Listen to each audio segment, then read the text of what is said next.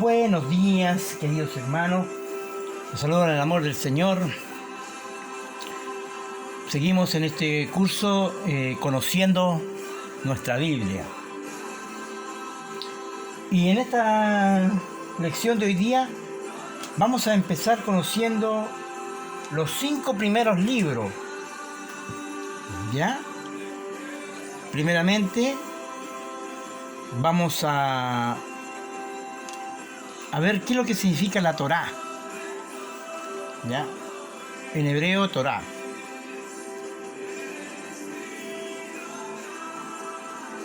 Significa instrucción, enseñanza, doctrina. Es el texto que contiene la ley y el patrimonio identitario del pueblo judío.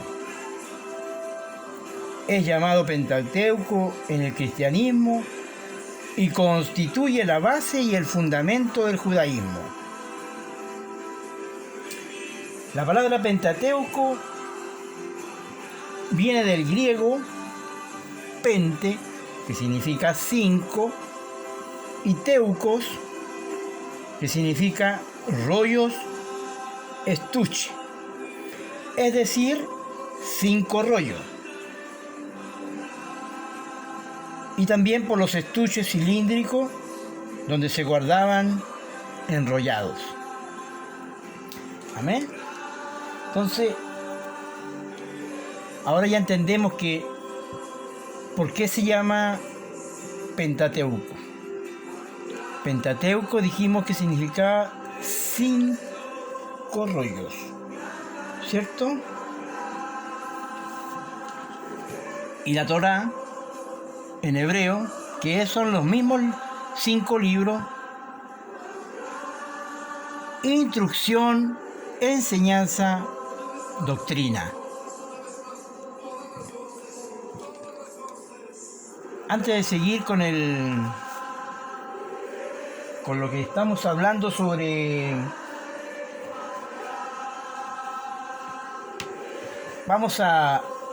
hoy día vamos a ver el libro de Génesis, ¿ya? Pero antes de leer empezar a introducirlo dentro del libro de Génesis, quiero leerles, ¿ya?, una historia que pasó hace un tiempo, ¿ya?, para que comprendamos el valor que nosotros tenemos que tener en esta palabra que nosotros tenemos en nuestras manos, ¿ya? Un príncipe africano vino a Inglaterra y fue presentado a su majestad la reina Victoria. El príncipe le formuló una pregunta muy significativa. ¿Cuál es el secreto de la grandeza de Inglaterra? La reina tomó en sus manos un ejemplar de la Biblia, bellamente encuadernada, y se la presentó. Y con estas palabras le dijo al príncipe: este es el secreto de la grandeza de Inglaterra. Ahora yo me pregunto, queridos hermanos, si acaso el declive de Inglaterra hacia una posición de segunda categoría y luego a una nación de un tercer nivel no estará relacionado con el hecho de que Inglaterra actualmente se ha apartado de la palabra de Dios. ¿Ve? Entonces, nosotros vemos con los hechos, con la historia, de cuán necesario es escudriñar y conocer esta palabra tan hermosa que el Señor ha permitido que llegue a nuestras manos. ¿Ya? Y hoy vamos a empezar por el libro de Génesis. Vamos a hacer una introducción sobre este libro. Primeramente, ¿qué significa Génesis? ¿Ya?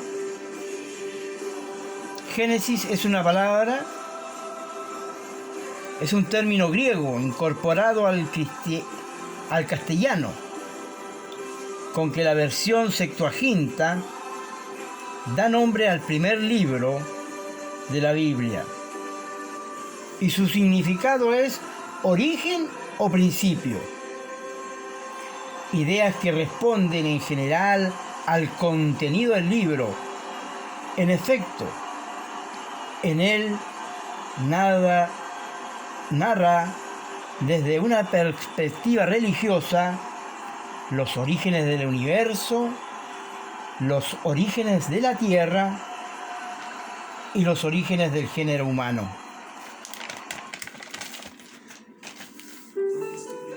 Y en particular del pueblo de Israel.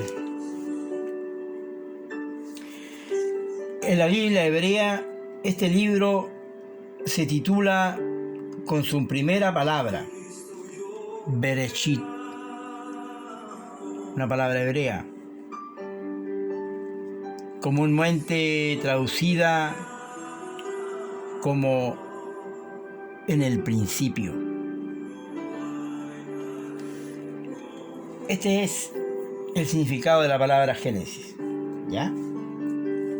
La palabra Génesis dijimos que era, ¿cierto?, origen o principio, ¿ya? Y este libro de Génesis, que consta de 50 capítulos, ¿ya?, está formado por dos grandes secciones. La primera, desde el capítulo 1 al capítulo 11, que contiene la llamada historia de los orígenes o historia primordial, iniciada por el relato de la creación del mundo, desde el capítulo 1 hasta el capítulo 2, versículo 4. El origen del ser humano, puesto por Dios en el mundo que Él había creado para Él. Y la segunda parte, desde el capítulo 12 al capítulo 50, que enfoca el tema de los más remotos comienzos de la historia de Israel, conocida usualmente como historia de los patriarcas. Centra su interés en Abraham, Isaac y Jacob, respectivamente padre, hijo y nieto, en quienes tiene sus raíces más profundas el pueblo de Dios. La historia de los orígenes. En el principio creó Dios los cielos y la tierra. Este enunciado categórico y solemne abre la lectura de Génesis y con él la de toda la Biblia. Es la afirmación del poder total y absoluto de Dios, del único y eterno Dios, a cuya voluntad se debe todo cuanto existe, pues sin Él nada de lo que ha sido hecho fue hecho, según Juan 1:3. El universo es resultado de la acción de Dios, quien con su palabra creó nuestro mundo, lo hizo habitable y lo pobló de seres vivientes. Entre estos puso también a la especie humana, aunque la diferenció de cualquier otra al otorgarle una dignidad especial, pues la había creado a su imagen, a imagen de Dios. Capítulo 1, versículo 26 al 27 de Génesis. Este relato inicial de Génesis considera al hombre y a la mujer en una particular relación con Dios, de quien han recibido la comisión de gobernar de manera responsable el mundo del que ellos mismos son parte. En efecto, el ser humano, en hebreo Adán, fue formado del polvo de la tierra. Adama, es decir, de la misma sustancia que el resto de la creación. Pero Jehová Dios sopló en su nariz aliento de vida y fue el hombre un ser viviente. Capítulo 2, versículo 7.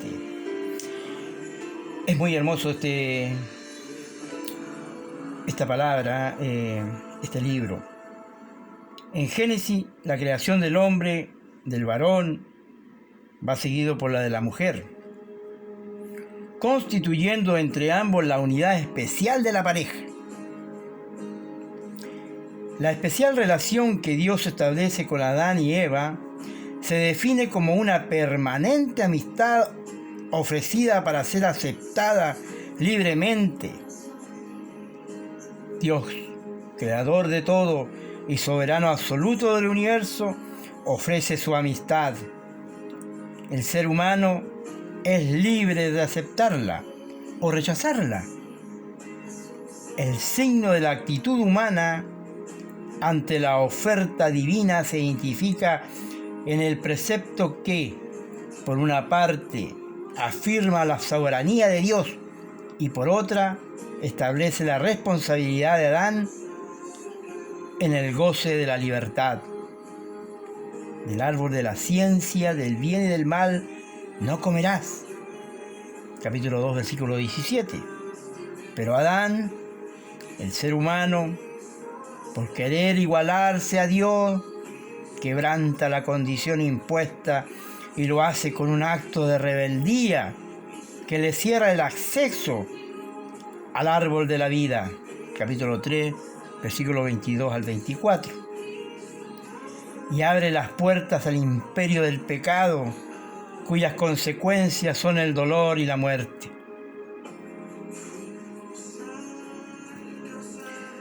Esa es la parte primera entre el capítulo 1 y el capítulo 11.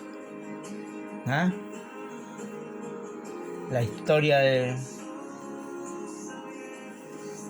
los orígenes, la historia primordial. Y desde el capítulo 12 al capítulo 50 tenemos la historia de los patriarcas. Como dije al principio, el libro de Génesis está dividido en dos partes. Aquí en la pizarra tenemos anotado para que usted vea más o menos, se guíe. Y la otra segunda parte es la historia de los patriarcas, como decía. Bueno, esta segunda parte de Génesis, desde el capítulo 12 al capítulo 50, representa el comienzo de una nueva etapa en el desarrollo de la humanidad. Una etapa en la que Dios actúa para liberar a los seres humanos de la situación a la que el pecado los había conducido. La historia entra en una nueva fase con la revelación de Dios a Abraham, a quien ordena que deje atrás parientes y lugares familiares y emigre a tierras desconocidas. Le promete hacer de él una gran nación y prosperarlo y bendecirlo. Capítulo 12, versículo 1 al 3.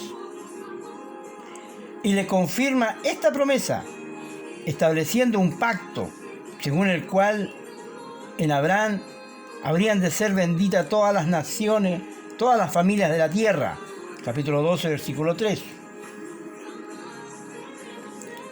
Génesis pone de relieve que el Señor no actúa de modo arbitrario al elegir a Abraham, sino que su elección forma parte de un plan de salvación que se extiende al mundo entero. El objeto último de este plan, la universalidad de la acción salvífica de Dios, se manifiesta en el hecho simbólico del cambio del nombre de Abraham por el nombre de Abraham, que significa padre de muchedumbres de gente. Capítulo 17, versículo 5. A la muerte de Abraham, su hijo Isaac pasó a ser el depositario de la promesa de Dios. Y después de Isaac, Jacob. Así fue transmitida de una generación a otra, de padre a hijos, todos los cuales, lo mismo que Abraham, vivieron como extranjeros fuera de su lugar de origen. Aquellos patriarcas, es decir, padres del linaje, eran pastores seminómades, protagonistas de un incesante movimiento migratorio.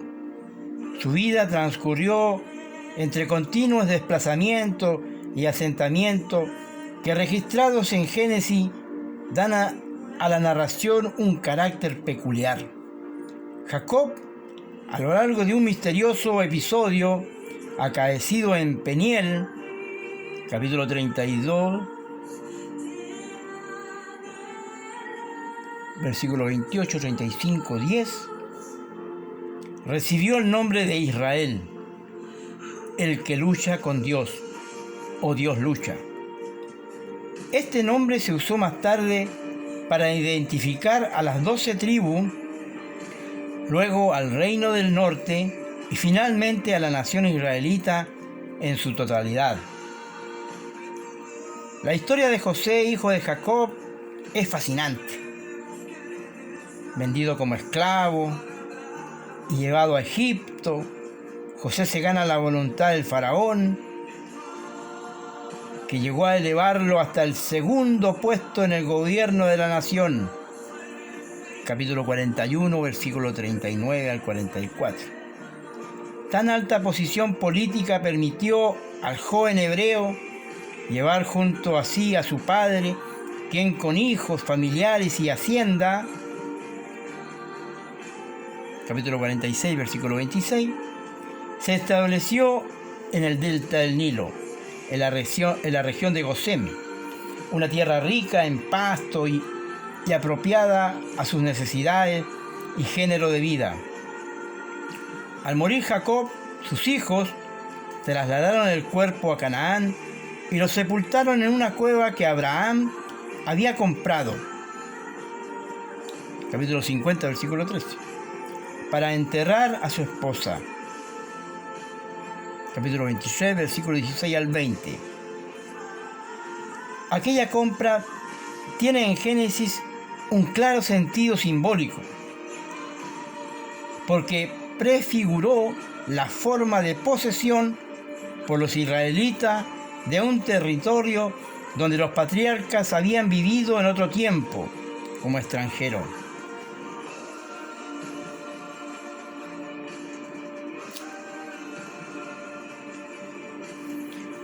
¿Ven?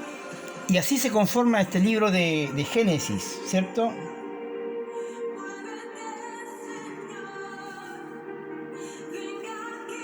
Entonces estoy haciendo un resumen amplio de todo lo que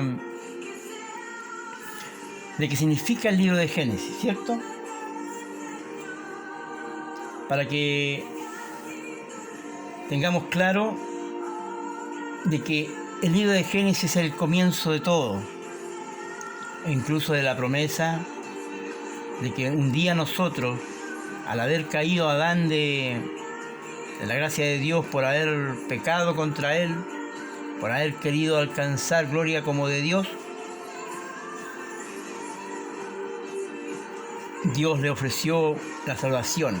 Entonces, vemos que desde el comienzo de la Biblia hasta el final de la Biblia está todo conectado. Mañana veremos el próximo libro, que es Éxodo, ¿ya? Y también lo analizaremos de esta forma resumida, para que usted tenga más o menos un criterio sobre el libro y para que sienta el deseo de leer y de buscar el conocimiento de saber cómo empezó todo. Bueno, queridos hermanos, si hay alguna pregunta, usted quiere preguntar algo, quiere...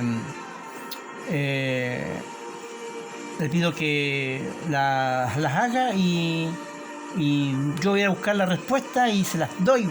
No tenga ningún temor de preguntar, porque eso es lo bueno, es que nosotros aprendamos y para empezar a valorar esta palabra tan hermosa que es la Biblia. Que el Señor les bendiga, les guarde.